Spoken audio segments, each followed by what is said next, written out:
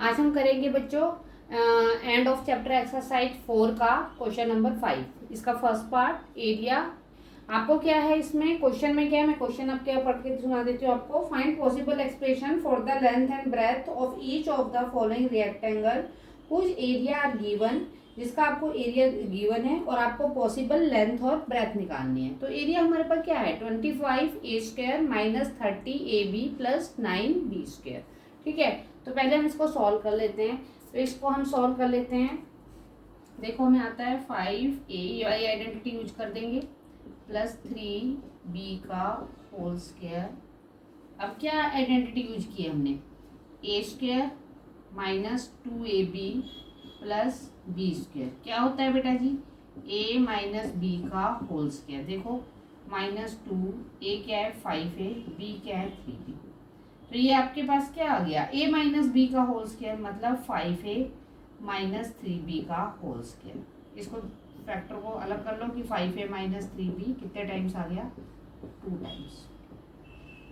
ठीक है, सॉरी, तो ये क्या आ गया 5a माइनस 3b और 5a माइनस 3b। अब क्या लिखोगे आप, इन्होंने क्या बोला है, find possible expression for length and breadth. तो possible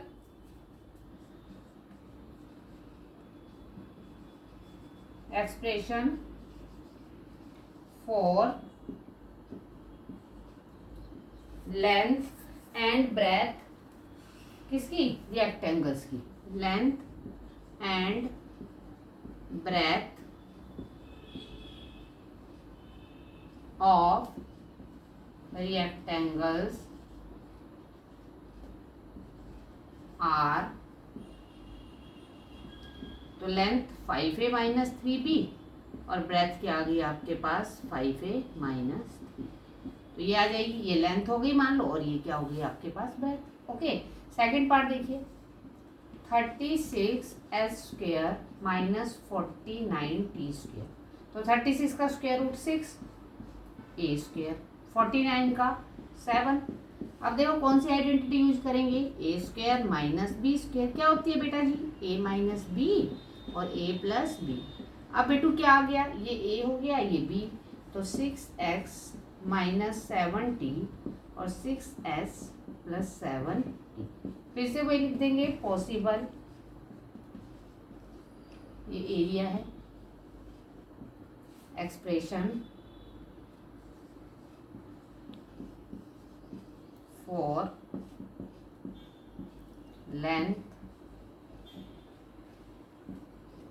and breadth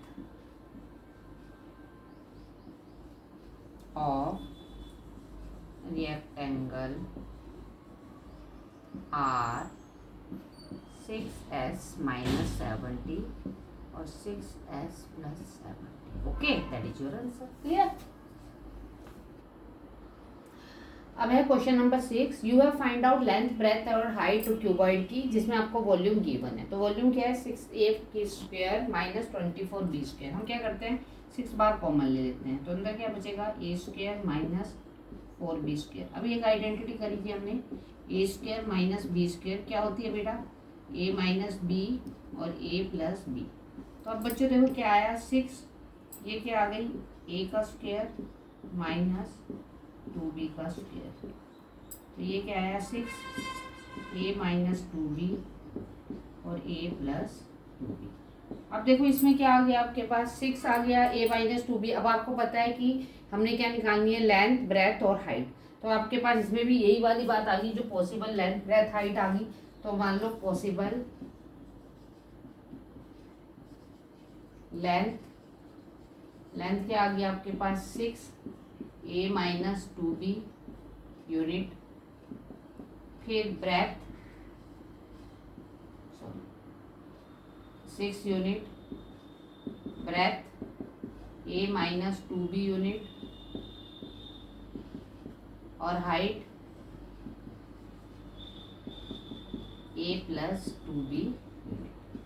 next part इसका सेकंड पार्ट, ये इसका आंसर आ गया। अब इसका सेकंड पार्ट वो भी आपके पास ऐसे ही करना है। देखिए उसमें क्या है आपके पास है उसमें कितना है, 3 PS² minus 15 PS plus 12p। पहले इसमें से 3p बाहर निकाल लेते हैं, अंदर क्या बचा, S square minus 5s plus 4। अब देखो आपके पास 3p। अब ये क्या करते हैं, इसमें मिड टर्म स्प्लिटिंग कर लेते हैं। क्या है आपके पास, एस स्क्वायर मल्टीप्लाई करके 4 आना चाहिए, 1 इंटू 4 4, और प्लस माइनस से कितना आना चाहिए 5। क्या करेंगे, बाहर माइनस है तो माइनस, यहाँ यदि माइनस है तो माइनस लगाना है, प्लस है तो प्लस लगाना है। तो 4s plus 1s plus 4, mid term splitting तो आती है ना आप लोगों को, और प्लस 12p। और क्या बोलते हैं, ये हो गया आपके पास। अब आपने क्या करना है, 3p खोल दीजिए, S square minus 4s minus 1s plus 4। तो 3p, एस बाहर आ गया, s minus 4 minus 1 s minus 4। क्या आ गया आपके पास, 3p, और अंदर क्या आ गया, s माइनस 1 और s माइनस 4 दोनों में कॉमन है। ठीक है, अब वैसी पॉसिबल लेंथ 3p यूनिट, फिर ब्रेथ s माइनस 1 यूनिट, फिर height s minus 4 unit. Okay, clear.